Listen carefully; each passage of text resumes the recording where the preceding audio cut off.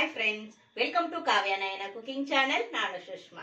ಬನ್ನಿ ಇವತ್ತು evening snacks ಗರಿಗರಿಯಾದ ಅವಲಕ್ಕಿ ಆಂಬೋಡೆ ಯಾವ ತರ ಮಾಡೋದು ಅಂತ ತುಂಬಾ ಸುಲಭವಾಗಿ ತೋರಿಸ್ಕೊಡ್ತೀನಿ.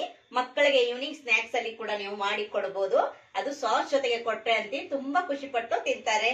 ನಾವು ಕಾಫಿ ಟೀ ಜೊತೆ ಕೂಡ ತಿನ್ಬಹುದು, ಅಷ್ಟು ರುಚಿಯಾಗಿರುತ್ತೆ. ಯಾವ ತರ ಮಾಡ್ತೀನಿ ಅಂತ ನೋಡೋಣವಾ. 2 ಕಪ್ ಆಗುವಷ್ಟು ಅವಲಕ್ಕಿನ ತಗೊಂಡಿದ್ದೀನಿ. ನಾವು ಬೆಳಗ್ಗೆ ತಿಂಡಿಗೆಲ್ಲ ಬಳಸ್ತೀವಲ್ವಾ, ಅದೇ ಅವಲಕ್ಕಿನ ತಗೊಂಡಿದ್ದೀನಿ. ನಿಮ್ಮ ಹತ್ರ ಗಟ್ಟಿ ಅವಲಕ್ಕಿ ಇದ್ರೆ ಅದನ್ನು ಕೂಡ ತಗೋಬಹುದು. ಈಗ ಒಂದು ಪಾತ್ರೆಗೆ ಇವೆರಡು ಕಪ್ ಅವಲಕ್ಕಿನ ಹಾಕೊಂಡು ಚೆನ್ನಾಗಿ 2 ರಿಂದ 3 ಬಾರಿ ತೊಳ್ಕೊಂಡು 5 ರಿಂದ 10 ನಿಮಿಷ ನಾವು ಇದನ್ನ ನೆನೆಯಿಡೋಣ. ತೆಳು ಅವಲಕ್ಕಿ ಅಲ್ವಾ, 5 ನಿಮಿಷದಲ್ಲಿ ಚೆನ್ನಾಗಿ ನೆನೆಯುತ್ತೆ. ನೋಡಿ, 2 ಬಾರಿ ನಾನು ತೊಳ್ಕೊಂಡು ಬಂದಿದ್ದೀನಿ. ಇವಾಗ ಅವಲಕ್ಕಿ ಮುಳುಗುವಷ್ಟು ನೀರನ್ನ ಮಾತ್ರ ನಾವು ಹಾಕೊಳ್ಳೋಣ. ಜಾಸ್ತಿ ಕೂಡ ನೀರು ಹಾಕಬಾರ್ದು. ನೋಡಿ, ಇಷ್ಟು ಮುಳುಗುವಷ್ಟು ನೀರು ಹಾಕಿದ್ರೆ ಸಾಕು. ಇವಾಗ ಇದನ್ನ ಮುಚ್ಚಿ 5 ನಿಮಿಷ ನೆನೆಯೋದಕ್ಕೆ ಬಿಡ್ತೀನಿ. ನೋಡಿ, ಇವಾಗ 5 ರಿಂದ 10 ನಿಮಿಷ ಬಿಟ್ಟಿದ್ದೆ. ಚೆನ್ನಾಗಿ ಅವಲಕ್ಕಿ ಎಲ್ಲ ನೆನೆದಿದೆ.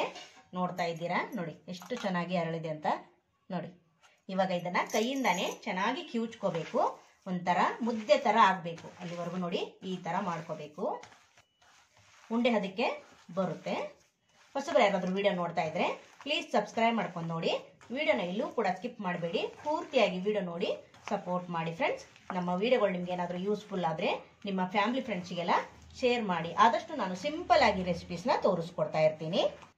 ಇವಾಗ ನೋಡಿ, ಚೆನ್ನಾಗಿ ನಾನು ಮುದ್ದೆ ತರ ಮಾಡಿ ಇಟ್ಕೊಂಡಿದ್ದೀನಿ. ಇದಕ್ಕೇನೆ ಸ್ವಲ್ಪ ಮಸಾಲೆಗಳನ್ನ ಸೇರಿಸ್ಕೊಳ್ಳೋಣ. ಇಲ್ಲಿ ಬಿಳಿ ಎಳ್ಳನ್ನ 2 ಸ್ಪೂನ್ ಆಗುವಷ್ಟು ಸೇರಿಸ್ತಾ ಇದ್ದೀನಿ. ಹಾಗೆ ಇಲ್ಲಿ ಜೀರಿಗೆ ಕೂಡ 1 ಸ್ಪೂನ್ ಅಷ್ಟು ಸೇರಿಸ್ತಾ ಇದ್ದೀನಿ.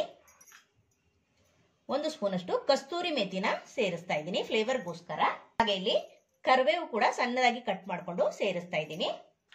ಹಾಗೆ ಇಲ್ಲಿ ಚಿಲ್ಲಿ ಫ್ಲೇಕ್ಸ್ 2 ಸ್ಪೂನ್ ಅಷ್ಟು ಹಾಕೋತಾ ಇದ್ದೀನಿ. ನೀವು ಇದ್ರ ಬದಲು ಹಸಿ ಮೆಣಸಿನಕಾಯಿ ಕೂಡ ಹಾಕೋಬಹುದು, ಅದು ಕೂಡ ತುಂಬಾ ಚೆನ್ನಾಗಿರುತ್ತೆ. ಹಾಗೆ ಇಲ್ಲಿ ಕೊತ್ತಂಬರಿ ಸೊಪ್ಪನ್ನು ಕೂಡ ಸಣ್ಣದಾಗಿ ಕಟ್ ಮಾಡ್ಕೊಂಡಿದ್ದೀನಿ.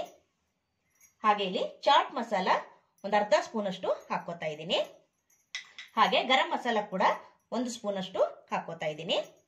ನೀವು ಎಷ್ಟು ಜನಕ್ಕೆ ಮಾಡ್ತಾ ಇದ್ದೀರೋ ನೋಡ್ಕೊಂಡು ಮಸಾಲೆಗಳನ್ನ ಹೆಚ್ಚು ಕಡಿಮೆ ಮಾಡ್ಕೋಬಹುದು. ಹಾಗೆ ಇಲ್ಲಿ 1/2 ಸ್ಪೂನ್ ಅಷ್ಟು ಅರಿಶಿನ ಪುಡಿನ ಹಾಕೋತಾ ಇದ್ದೀನಿ. ಹಾಗೆ ಇಲ್ಲಿ ಹಿಂಗಿನ ಪುಡಿನ 1/2 ಸ್ಪೂನ್ ಅಷ್ಟು ಹಾಕೋತಾ ಇದ್ದೀನಿ. ಹಾಗೆ ಇಲ್ಲಿ ರುಚಿಗೆ ತಕ್ಕಷ್ಟು ಉಪ್ಪನ್ನ ಸೇರಿಸ್ಕೊತಾ ಇದ್ದೀನಿ. ಇವಾಗ ಚೆನ್ನಾಗಿ ನಾವಿಲ್ಲಿ ಕಲಿಸ್ಕೊಳ್ಳೋಣ. ನೋಡಿ, ಈ ತರ ಮಿಜ್ಬೇಕು. ಅವಶ್ಯಕತೆ ಇದ್ರೆ ನೀರನ್ನ ಸೇರಿಸ್ಕೊಳ್ಳಿ. ಅವಲಕ್ಕಿಯಲ್ಲಿ ಆಲ್ರೆಡಿ ನೀರು ಇರೋದ್ರಿಂದ ಜಾಸ್ತಿ ನಾವು ನೀರನ್ನು ಕೂಡ ಸೇರಿಸ್ಕೋಬಾರ್ದು. ನೋಡಿ, ಇವಾಗ ಚೆನ್ನಾಗಿ ಈ ತರ ಮಿಕ್ಸ್ ಮಾಡಿಕೊಂಡು ಸ್ವಲ್ಪ ಸ್ವಲ್ಪನೇ ಕಡಲೆ ಹಿಟ್ಟು ಎಷ್ಟು ಬೇಕು ನೋಡ್ಕೊಂಡು ನೀವು ಇದನ್ನ ಕಲಿಸ್ಕೋಬೇಕು. ನಾನಿಲ್ಲಿ 1 ಕಪ್ ಅಷ್ಟು ಕಡಲೆ ಹಿಟ್ಟನ್ನ ತಗೊಂಡಿದ್ದೀನಿ. ನೋಡ್ಕೊಂಡು ಸ್ವಲ್ಪ ಸ್ವಲ್ಪನೇ ಕಲಿಸ್ಕೊಂತೀನಿ. ನೋಡಿ, ಈ ತರ ಚೆನ್ನಾಗಿ ಕಲಿಸ್ಕೋಬೇಕು. ತುಂಬಾ ಅಂದ್ರೆ ತುಂಬಾ ಚೆನ್ನಾಗಿರುತ್ತೆ. ಮಕ್ಕಳು ಸ್ಕೂಲಿಂದ ಬಂದಾಗ ಸ್ನಾಕ್ಸ್ ಕೂಡ ನೀವು ಮಾಡಿ ಕೊಡಬಹುದು. ಇಲ್ಲ ಮಕ್ಕಳಿಗೆ ಬೆಳಗ್ಗೆ ಬ್ರೇಕ್ಫಾಸ್ಟ್ ಕೂಡ ಲಂಚ್ ಬಾಕ್ಸ್ ಅಲ್ಲಿ ನೀವು ಕೊಡಬಹುದು. ತುಂಬಾ ಅಂದ್ರೆ ತುಂಬಾ ಚೆನ್ನಾಗಿರುತ್ತೆ. ಈಗ ಮಳೆ ಸ್ವಲ್ಪ ಶುರುವಾಗಿದೆ ಅಲ್ವಾ, ಈವ್ನಿಂಗ್ ಸ್ನಾಕ್ಸ್ ಬಜ್ಜಿ ಬೋಂಡಾ ತರ ಕೂಡ ಇದನ್ನ ಮಾಡ್ಕೊಂಡು ತಿನ್ನಬಹುದು ಫ್ರೆಂಡ್ಸ್. ತುಂಬಾ ಚೆನ್ನಾಗಿರುತ್ತೆ. ನೋಡಿ, ಸ್ವಲ್ಪ ನನಗೆ ಗಟ್ಟಿ ಅನಿಸ್ತು, ಸ್ವಲ್ಪ ನಾನು ನೀರನ್ನ ಹಾಕೊಂತೀನಿ. ನೋಡಿ, ಚೆನ್ನಾಗಿ ನಾನು ಕಲಿಸ್ಕೊಂಡಿದ್ದೀನಿ. ನಾನು 1 ಕಪ್ ಅಷ್ಟು ಕಡಲೆ ಹಿಟ್ಟು ತಗೊಂಡಿದ್ದೆ. ನೋಡಿ, 3/4 ಕಪ್ ಅಷ್ಟು ಕಡಲೆ ಹಿಟ್ಟು ಸಾಕಾಯ್ತು ನನಗೆ. ನೀವು ನೋಡ್ಕೊಂಡು ಎಷ್ಟು ಜನಕ್ಕೆ ಮಾಡ್ತೀರಾ ಅದ್ರ ಮೇಲೆ ನೀವು ತಗೋಬಹುದು. ಕೈಗೆ ಸ್ವಲ್ಪ ಎಣ್ಣೆನ ಹಚ್ಚಿ ನಾವಿಲ್ಲಿ ವಡೆನ ಮಾಡ್ಕೊಳ್ಳೋಣ. ನೀವು ವಡೆ ತರ ಆದ್ರೂ ತಟ್ಕೋಬಹುದು, ಇಲ್ಲ ಉದ್ದಿನ ವಡೆ ತರ ಮಾಡ್ತಿರಲ್ಲ ಆ ತರ ಕೂಡ ನೀವು ತಟ್ಕೋಬಹುದು ಫ್ರೆಂಡ್ಸ್. ನೋಡಿ, ಈ ಹದದಲ್ಲಿ ಇರಬೇಕು, ಗಟ್ಟಿಯಾಗಿನೇ ಇರಬೇಕು, ಜಾಸ್ತಿ ತೆಳು ಕೂಡ ಮಾಡಬಾರ್ದು. ನೋಡಿ, ಇಷ್ಟು ಗಟ್ಟಿಯಾಗಿ ನಾದಿ ಇಟ್ಕೊಂಡಿದ್ದೀನಿ. ಈಗ ಕೈಗೆ ಸ್ವಲ್ಪ ಎಣ್ಣೆ ಹಚ್ಚಿ ಉಂಡೆಗಳನ್ನ ಮಾಡಿಕೊಂಡು ನಾವು ವಡೆನ ತಟ್ಕೊಳ್ಳೋಣ. ಎಣ್ಣೆ ಕೂಡ ಬಿಸಿ ಇಟ್ಕೊಂತೀನಿ. ನೋಡಿ, ಇವಾಗ ನಾವು ಎಷ್ಟು ದೊಡ್ಡದಾಗಿ ಮಾಡ್ಕೋತೀವೋ ಅಥವಾ ದಪ್ಪದಾಗಿ ಮಾಡ್ಕೊಂತೀವೋ ಅಷ್ಟು ಉಳ್ಳಿನ ತಗೊಳ್ಳೋಣ. ಕೈಗೆ ಸ್ವಲ್ಪ ಎಣ್ಣೆನ ಹಚ್ಕೊಳ್ಳೋಣ. ಕೈಗೆ ಸ್ವಲ್ಪ ಎಣ್ಣೆನ ಹಚ್ಕೊಂಡು ನೋಡಿ ಈ ತರ ತಟ್ಕೋಬಹುದು.